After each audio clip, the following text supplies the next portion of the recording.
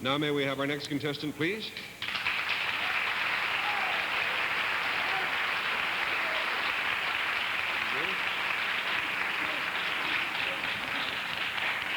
There you are. Nice to have you with us, sir. You and your jug of Kool-Aid or whatever this is. Would you tell us your name, please, and where you're from? Yes, I'm David James. I'm from Pasadena, California. Mr. James is a graduate student at California Institute of Technology, and as part of his work on his doctorate, he has been doing some interesting research with this liquid that you see before you here. Mr. James, what is in this liquid that you've brought here? It's a white powder called polyethylene oxide that's been dissolved in water. Polyethylene oxide. I guess you must have discovered an interesting secret about it. Yes, I did, by accident. Okay, well, if you'll whisper the details to me, we'll show the audience just what that secret is. Uh-huh.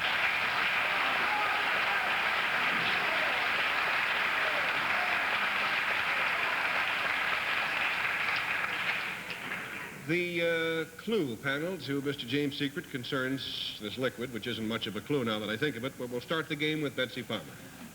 David, is this beaker of water ever touched by humans? The liquid itself, no, not really. In other words, what it does it not to a human being, but to some inert object?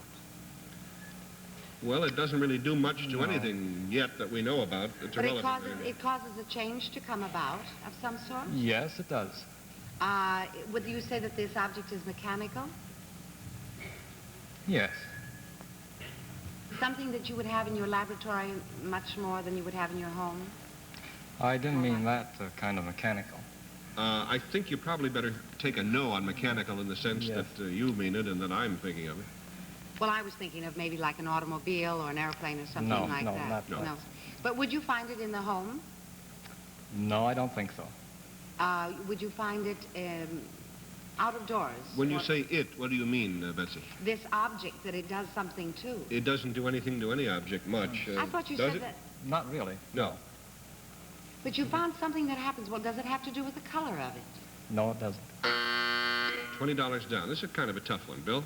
I have it. You What have. is it? The University, Caltech has developed a synthetic martini. King size. Wishful thinking. Actually, Wishful drinking, Bill, I think is what it is. are we trying to determine what makes that liquid different than another liquid? Is that Exactly. what we're going for? Yes. And it has certain properties that we hope to be able to find out here That's tonight. correct. Is that right? It doesn't do anything to anything. Not in that sense. Do you use it? In other words, do you do something with it? Yes. Put it in something? Is that a fair assumption? Yes. In the strict sense, it is put into something. Yes. It's put into this thing right here. $40 down. Bess. Mr. James, is it a conductor of some sort when the polyethylene oxide is added? You're thinking about an electrical conductor? Yes. No. Now, when this oxide is added, it changes the quality of the water. Does it have to do with the weight? No. Does it have to do with the fact that it can support weight? No. Does it at any point change from liquid into solid? Does it anything along in that direction? Yes. There's a kind of a connection there. Henry, $60. In order for it to change to a solid, do you have to bring No. some... What's the finger for? She said in connection with changing to a solid. Oh. Then with this... It doesn't change into a solid. All right. Does this liquid change into anything itself? No. Then would you call it a catalyst? No. What would you call it?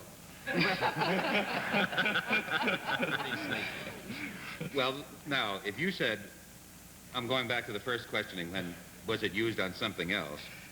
Forget that tag. Okay, but when Bess said change into a solid, you said, yes, something does, but not this liquid. Well, I meant the questioning could be pursued along that line. You mean as far as you care? That's right. No, in the technical sense, it could be, yeah.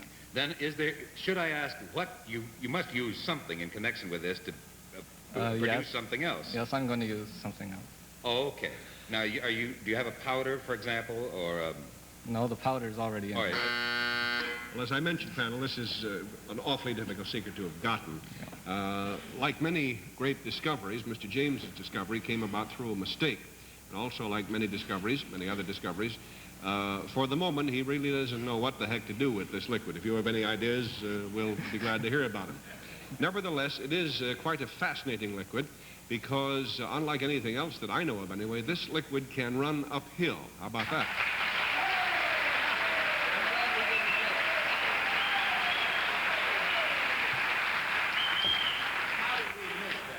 I don't know how you overlooked that one.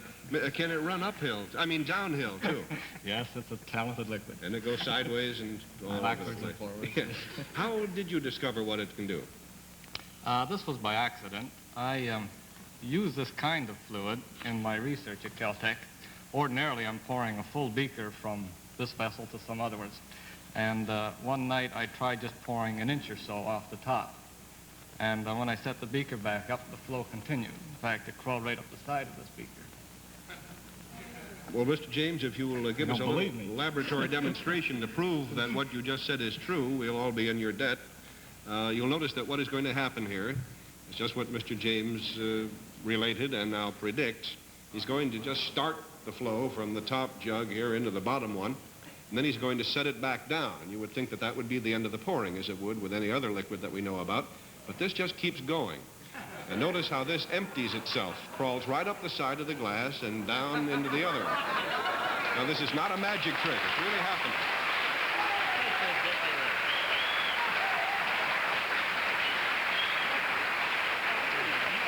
Still going on.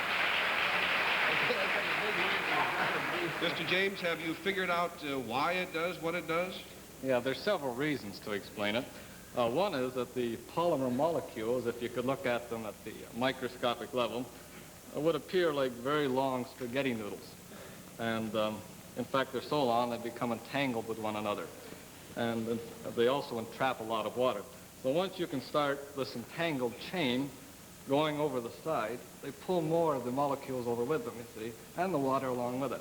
And they'll continue to flow this way. Why did it stop? Oh, well, when this distance gets too high, there's too much stress on the chain, and it breaks. But earlier this afternoon, when Mr. James showed it to us, it kept going very close down to the bottom. The thing just kept pouring out. But he warned me when I handled the beaker at one time. He said, whatever you do, he said, don't slosh it around, you know, and spill a little, because once it starts going over the edge, you can't stop it. Well, Mr. James, we thank you very much. Are there any practical uses, seriously, that you think might be in the offing? No, we haven't found one yet. Well, it's a perfectly wonderful, useless liquid. We'll call it that for the moment. And if you ever figure out how to use it, please let us know. We'll tell everybody. In the meantime, thanks so much for joining us tonight.